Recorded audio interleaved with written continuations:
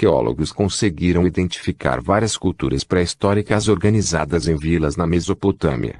A localização de Uruk, chamada de Erech em Gênesis capítulo 10 versículo 10, no sul da Mesopotâmia, ilustra a transição de vila para cidade. Foi encontrado um templo de 78 por 33 metros, uma construção datada do final do quarto milênio a.C. Essa época é marcada pelo surgimento dos objetos de cerâmicas moldados em rodas de olaria e, principalmente, pelos primeiros exemplos de escritas, datados de 3100 a.C. Inscrições em tábuas de argila registram o comércio de produtos como cereais, cervejas e animais domésticos. Uma vez que empregam cerca de 700 sinais pictóricos separados, são, certamente, complexas demais para serem consideradas as primeiras tentativas de um povo preservar suas ideias. Por certo, o desenvolvimento da escrita teve um estágio anterior do qual ainda não foram encontradas evidências. A língua usada nesses textos é desconhecida, mas, uma vez que escrita é, em sua maior parte, pictórica, pelo menos parte do seu significado pode ser compreendido. Nesse período que se estende de 2750 a 2371 a.C., várias cidades-estados surgiram no sul da Mesopotâmia. São desse período as inscrições curtas em sumério, a primeira língua do mundo a ser registrada por escrito. A origem dos sumérios ainda é obscura. Há quem argumente que vieram de fora da Mesopotâmia, talvez da região montanhosa do Irã, e outros afirmam que eram nativos da Mesopotâmia. Sua língua não fornece muitas pistas, pois tem pouco ou nenhuma ligação com outras línguas conhecidas. Em 2500 a.C., o sistema sumério de escrita já era usado para registrar outra língua, o acádio, uma língua semítica associada ao hebraico e ao árabe.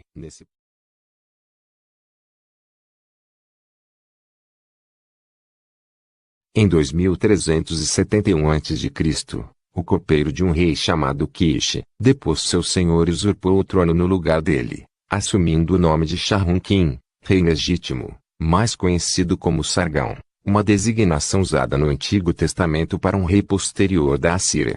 Sargão, o acádio, também chamado de Sargão, o Grande, é o primeiro personagem da história conhecido por, dentre outros feitos, criar um império.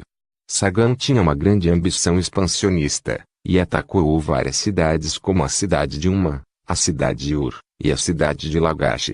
Em todos esses lugares foi vitorioso, derrubou as muralhas de cada uma das cidades, e levou suas armas no Mar de Baixo, Golfo Pérsico. Fundou uma nova capital para o seu império, Agade, cuja localização ainda é desconhecida. Suas inscrições oficiais foram registradas em Acádio, e a dinastia fundada por ele, foi derrubada em 2230 a.C. pelos Gútios, povo de origens ainda desconhecida.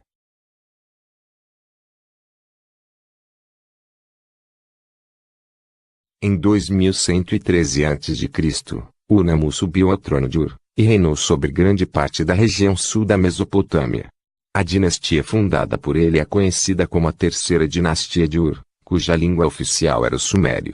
Unamu promulgou o código mais antigo de leis encontrado até hoje, e ergueu templos em forma de torre feitos de tijolos na cidade de Ur, Uruk, Eridu, e na cidade de Nippur.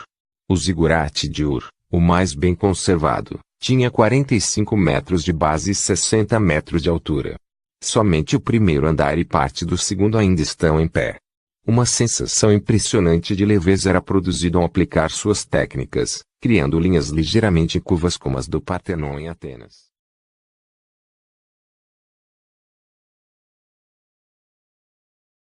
Depois da queda de Ur, a região sul da Mesopotâmia foi governada por vários reinos amorreus pequenos. A Mesopotâmia, após a destruição da civilização dos sumérios acadianos, ficou dividida em vários estados por mais de 2 séculos. Os amorreus, também chamados de antigos babilônios, povos semitas vindos do deserto sírio-árabe, haviam se estabelecido na cidade da Babilônia, que, com o tempo, converteu-se em importante centro comercial, devido à sua localização privilegiada.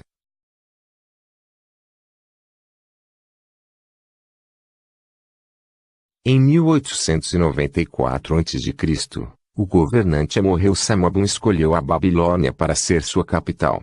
Fundou uma dinastia que governou sobre a Babilônia durante cerca de 300 anos, e cujo rei mais conhecido foi Hammurabi. A grandiosidade da Babilônia apareceu durante o reinado de Hammurabi. Este rei governou seu império criando leis severas. O código de Hammurabi baseava-se na ideia do olho por olho, dente por dente. Ou seja, a pessoa que cometia uma irregularidade ou crime pagava com uma punição no mesmo sentido e intensidade. Este código de leis foi registrado em escrita cuneiforme e gravado em pedras de argila. A economia da região era baseada na agricultura, praticada às margens dos rios Tigre e Eufrates, e no comércio. Este rei utilizava sua habilidade bélica para dominar várias cidades e regiões. No final do seu reinado, Hammurabi havia derrotado os reis de todos os estados vizinhos, e uniu a Mesopotâmia sob o governo babilônico. Após a morte de Hammurabi, a Babilônia perdeu força e foi invadida e conquistada por diversas tribos da região. Voltou a ganhar poder e importância somente no século VI a.C., durante o reinado de Nabucodonosor. Este rei retomou as conquistas e ampliou as áreas de domínio e influência. Ordenou a construção de muralhas em volta da cidade. Dentro das muralhas foram construídos diversos templos e palácios luxuosos, decorados com pinturas e jardins. Para sua esposa, Nabucodonosor ordenou a construção dos famosos jardins suspensos da Babilônia, uma das 7 maravilhas do mundo antigo.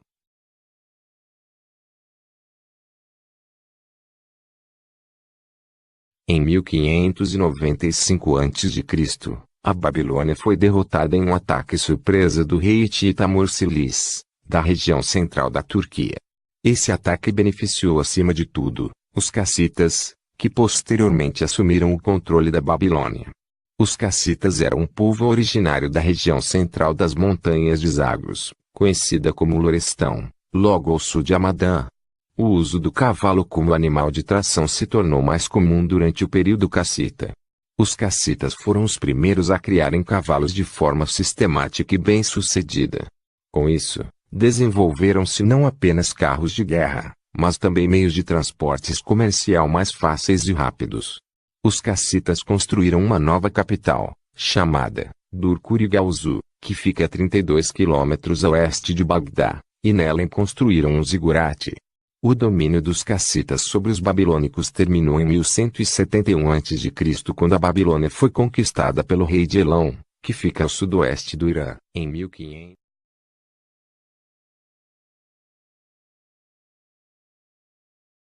Nos séculos 13 e XII a.C., o norte da Mesopotâmia, a região conhecida como Assíria, ganhou destaque em relação a seus vizinhos do sul. O rei Tukulti-Ninurta declarou que suas conquistas se estenderam até a costa do Mar de Cima, provavelmente o Lago Van, no leste da Turquia. Também saqueou e ocupou a cidade da Babilônia. Um rei muito conhecido dessa região chamado Senaqueribe, foi um dos governantes mais guerreiros da história dessa região. Senaqueribe subiu ao trono quando seu pai, Sargão II, foi morto em 704 a.C. Em 701 a.C. invadiu o reino de Judá, tendo tomado 46 cidades. O rei de Judá, Ezequias, enviou-lhe mensagem de submissão, acompanhada de valiosos presentes, mas o monarca assírio não se satisfez, exigindo a rendição de Jerusalém, o que foi recusado. O resto de seu reinado ele passou em campanhas militares contra rebeldes no seu império, sendo assassinado em 681 a.C. por 2 de seus filhos. Os assírios constituíram uma das várias civilizações que apareceram entre os rios Tigre e Eufrates. A formação desse império aconteceu graças ao amplo desenvolvimento de uma cultura visivelmente voltada para a guerra. Saque, destruição e massacre eram táticas comuns que asseguravam a supremacia dos assírios contra os outros povos guerreiros da região. Além da truculência, o exército assírio era composto por uma avançada tecnologia bélica que os colocava em vantagem sobre os demais povos. O uso dos cavalos garantia o rápido abatimento de vários inimigos no campo de batalha. Ao mesmo tempo, a infantaria era composta por uma ampla hierarquia de guerreiros que exerciam funções que tornavam a força militar assíria bastante ágil. O tom violento da dominação assíria foi capaz de provocar a subordinação de várias populações encontradas ao longo da região mesopotâmica.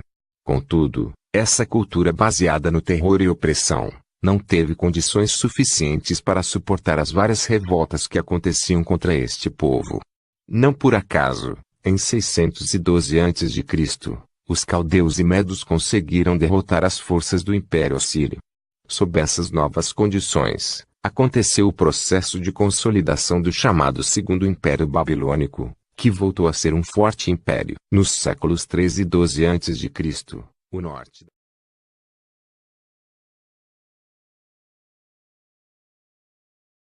sob a pressão crescente dos arameus depois da morte de um rei chamado Tiglat-Pileser, a Assíria entrou em um declínio do qual se recuperou apenas no século 9 a.C. Os caldeus, um povo estreitamente ligado aos arameus, se assentaram no sul da Mesopotâmia. Os caldeus eram um povo semita, de origem árabe, que ocupou o território correspondente à Mesopotâmia meridional, na primeira fase do primeiro milênio antes de Cristo.